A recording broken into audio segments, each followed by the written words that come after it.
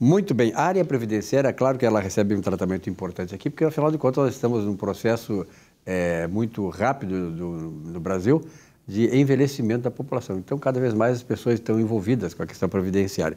Não que isso não seja assunto, né, interesse dos jovens. É fundamental também. Mas, sobretudo, para aquelas pessoas que já estão dentro do processo todo, né, de amparados ou a ser amparados pela Previdência Social. Por isso que está aqui o Marcelo. Marcelo, obrigado pela tua presença uma vez mais. Eu que agradeço. Estamos de férias ou não? Não, estamos tirando o recesso, não há férias. Fora do recesso, a batalha está... O recesso a gente utiliza para botar algumas coisas em dia que vão se acumulando, né? Mas depois a gente... Azeitar a máquina, né? Exato. Depois toca a ficha, né? Bom, Marcelo, tem claro os aspectos sociais da Previdência Social. Isso é inegável, né? A Previdência Social, né? Então, esses aspectos sociais. Os principais, os mais... Vamos ressaltar os mais importantes. Com certeza, Silvio. Historicamente, a Previdência Social, como lei, como uma imposição, uma obrigação legal para as pessoas verterem contribuições, porque é bem como tu coloca, interessa aos jovens, porque a Previdência Social é a contribuição de todos para manter aqueles que estão impossibilitados. Começou na Alemanha, lá por volta do ano de 1900, na época de Otto von Bismarck, começaram as legislações que protegiam pessoas contra problemas de saúde, incapacidade, invalidez e os dependentes no caso de morte. Se percebia que as pessoas ficavam desamparadas quando morria o arrimo da família. E isso trazia miséria, trazia regresso social. E a gente, como sociedade, nós devemos buscar o progresso social. Então, iniciaram essas primeiras leis, a lei de Bismarck, é conhecida, e no Brasil já existiam os Montepios desde as épocas imperiais, em que funcionários públicos se organizavam em caixas e conseguiam manter familiares no caso de óbito. Mas como lei, nós temos a Lei Eloy Chaves, em 1923, pelos ferroviários, sim, se instituiu a obrigatoriedade da contribuição daqueles que estão na ativa para, em caso de óbito, manter os descendentes, a viúva e os filhos daqueles que restaram, né, daquele colega que veio a óbito. Depois veio as caixas, né, o IAPI, vieram as caixas, e todo foi se reunindo na assistência social, na previdência social que nós vimos hoje. Você criou essa cultura, né? Exato. Primeiro, agora nós estamos com o INSS. Claro. Né? Só que esse problema sempre existiu na humanidade. Aquelas pessoas que dependiam de alguém e que, na falta desse alguém, ficavam desamparadas. E sempre existiu e existe. Então, eu quero trazer aqui 2 relatos que nós vemos no escritório para as pessoas se conscientizarem da importância da Previdência Social.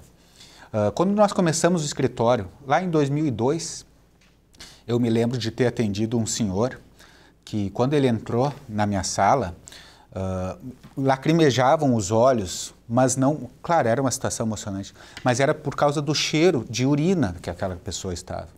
E ele tinha consciência e a primeira coisa que ele fez foi me pedir desculpas pelo cheiro que ele estava.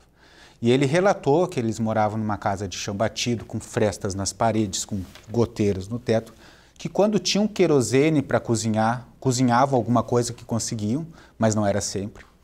E aquela história me comoveu e nós começamos a conversar e constatamos que ele tinha um benefício que havia sido cessado pelo INSS, um benefício por incapacidade. Constatamos também que a mãe dele, que residia com ele, era viúva de um senhor que trabalhava para a prefeitura e teve o benefício negado, a pensão por morte negada, na época ainda pela Previmpa.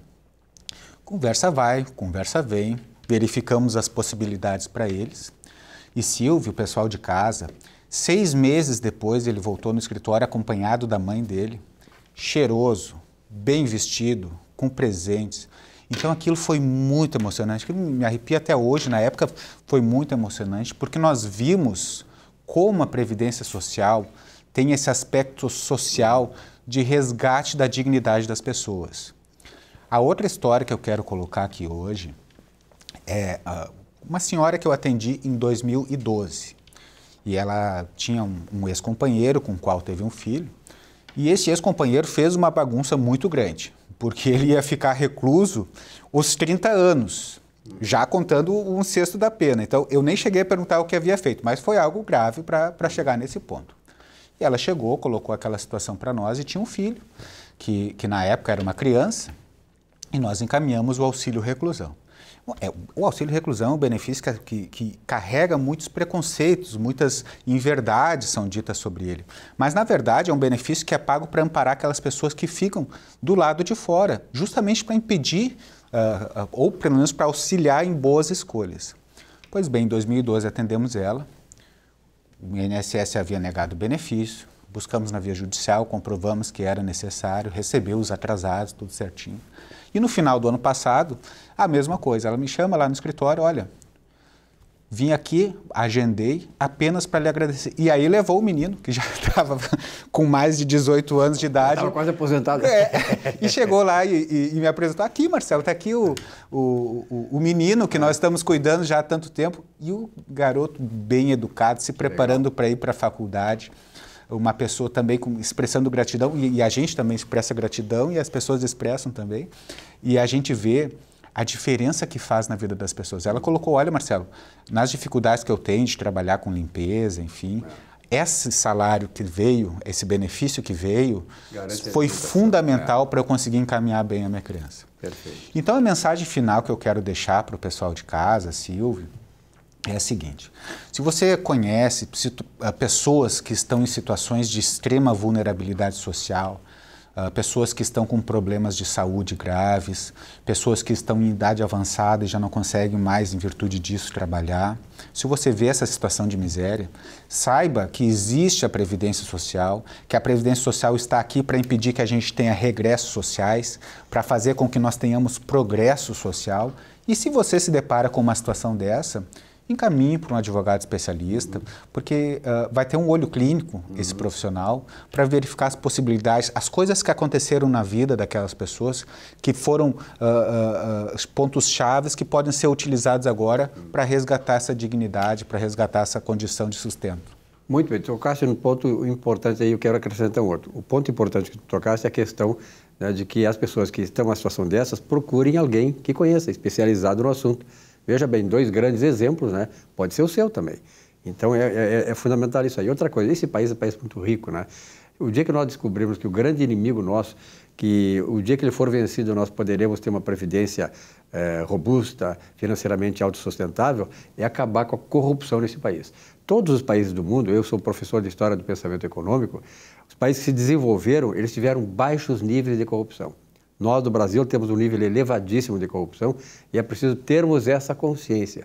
Acabar com a corrupção é difícil, mas reduzir a níveis que sejam toleráveis, que é difícil, o ser humano nós sabemos como é fundamental para que nós possamos ter recursos previdenciários, recursos administrativos, recursos financeiros, capazes de até amparar aqueles que mais precisam.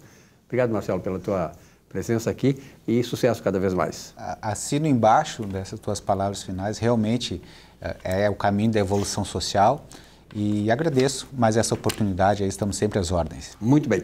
Um rápido intervalo, já voltamos aqui com o nosso Economia e Desenvolvimento. Até já.